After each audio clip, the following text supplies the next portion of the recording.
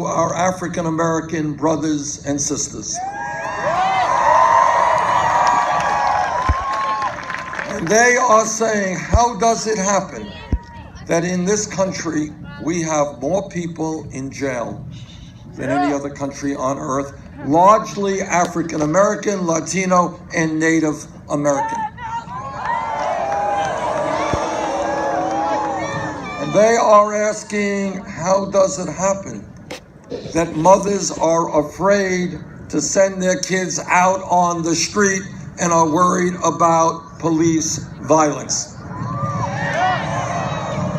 And what we are saying together is that we will fight to end institutional racism.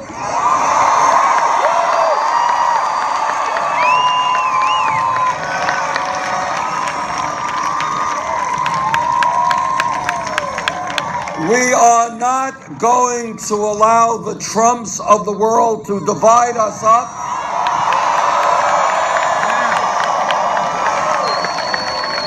And that we are going to bring major reforms to a broken, very broken criminal justice system.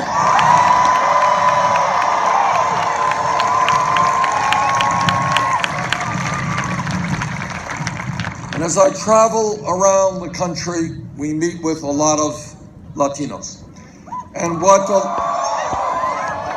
the Latino community is saying is that we work hard.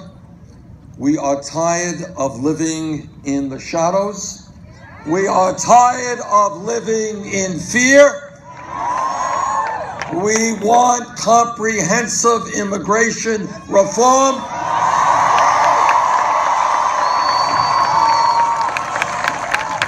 And we want a path toward citizenship.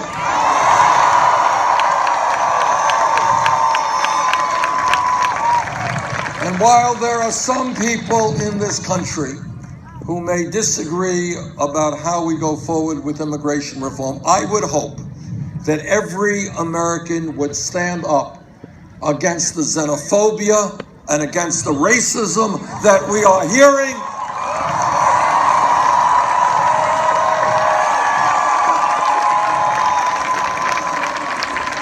It is not acceptable to refer to Mexicans who come into this country as criminals, as rapists, as drug dealers.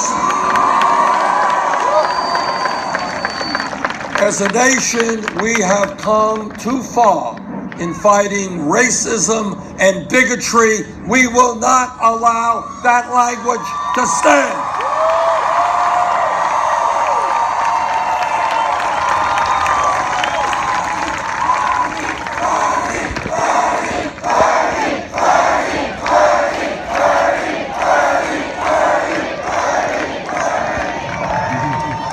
Now, as Jim Hightower told you, our campaign does things a little bit differently than our opponent's campaign. And this is the major difference, and it's a profound difference. I'm here to tell you that no president, not Bernie Sanders, not anybody else, can do what has to be done for working people and the middle class all by himself. Can't happen. And I'll tell you why. And this is what no other presidential candidate will tell you. It's true, it's a painful truth, but we have to understand it. Right now, the people who control our country, who control our economy, who control our politics, people on Wall Street who have an endless supply of money, and I mean endless. Corporate America, whose greed has helped destroy the American middle class, who would shut down a factory here in Texas and move to China if they can make $5 more in doing it. Yeah. The wealthy campaign donors who are spending hundreds of millions of dollars to try to buy this election, who have unbelievable power over the legislative direction of Congress. The corporate media, which determines what you see and what you don't see. All of these forces are enormously powerful. No president alone can take them on. What you all know is that American history is about understanding that real change in this country never comes from the top on down. It always comes from the bottom on up.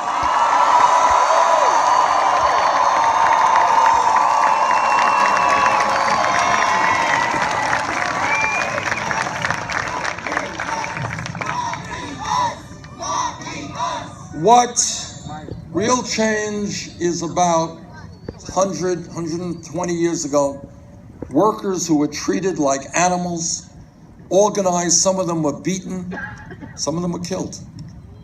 They demonstrated, they fought back, and they said, you know what, we are human beings. You have got to treat us as workers with dignity. We are going to form unions and have collective bargaining. Organizing from the bottom on up. And the civil rights movement didn't happen from the top on down. It happened when millions of Americans, African Americans and their white allies said, you know what, in this great country, racism and segregation is not acceptable. And many of those heroes, with their names we don't know, people who were beaten, people who were killed, but they stood up and they fought back. And that's how we made change in civil rights in America.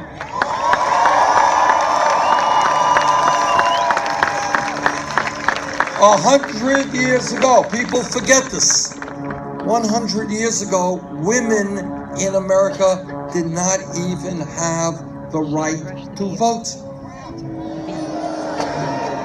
Women could not get accepted into various types of schools, could not do the jobs they wanted to do. But women, by the millions, stood up and they fought back. Some of them went on hunger strikes, some of them died, some of them were arrested.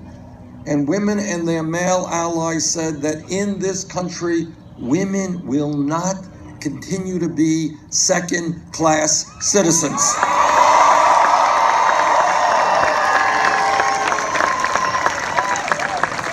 And how change comes about is that if we were here just 10 years ago, not a long time from a historical perspective, and somebody jumped up and said, you know, I think in the year 2015, our gay brothers and sisters will have the right to marry. Yeah! The person next to him would have said, what are you smoking? That's crazy. Which raises an entirely other issue.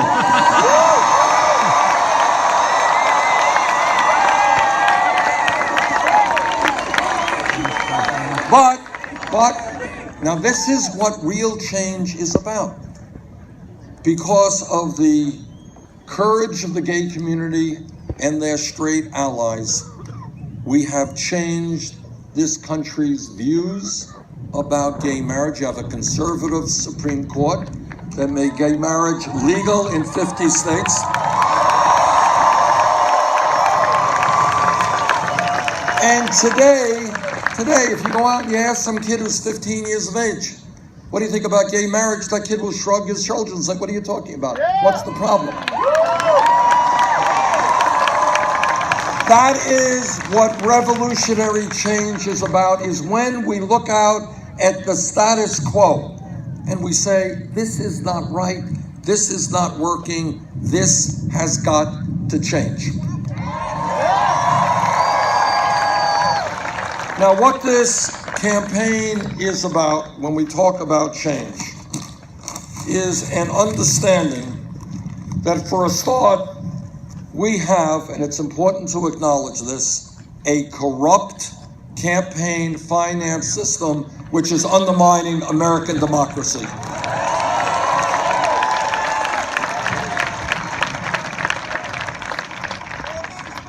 And this is a big deal because the corrupt campaign finance system impacts all of our lives in every way that you can think. Now, one of the differences between Secretary Clinton and myself is she has a super PAC, which is raising many millions of dollars from Wall Street, the drug companies, the fossil fuel industry. Now, every candidate, Democrat, Republican, in the history of the world, every candidate has always said, oh yes, I'm getting millions and millions of dollars from special interests, but they won't influence me. So we have a very simple question. Why are they giving you many millions of dollars?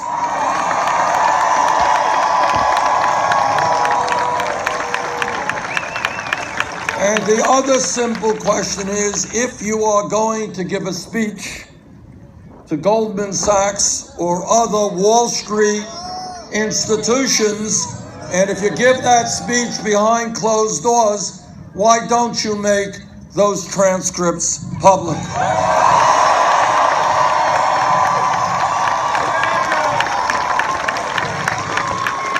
Now, we have chosen to raise our campaign funds, and sadly, it requires a lot of money to run for president.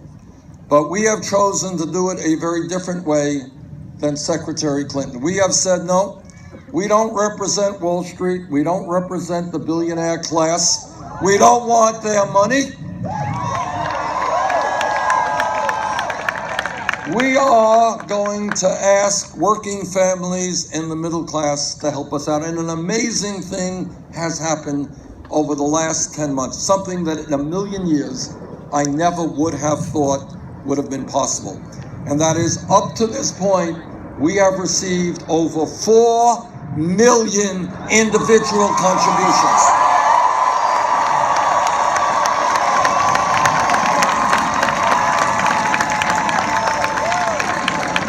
That is more contributions than any candidate in the history of the United States at this point in a campaign has ever received.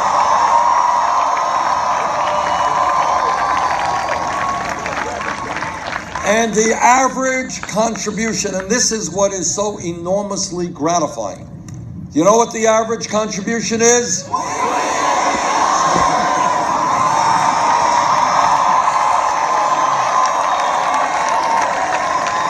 This is a smart audience. That's why we're going to win. Now think about it. Think about it. What today's politics is about is candidates going to billionaire mansions and walking out with millions of dollars. We have our average contribution of $27. This is revolutionary.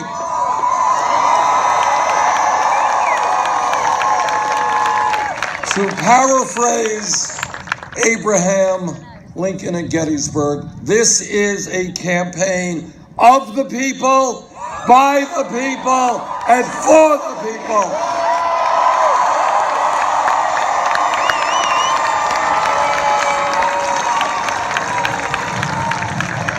Now, another difference.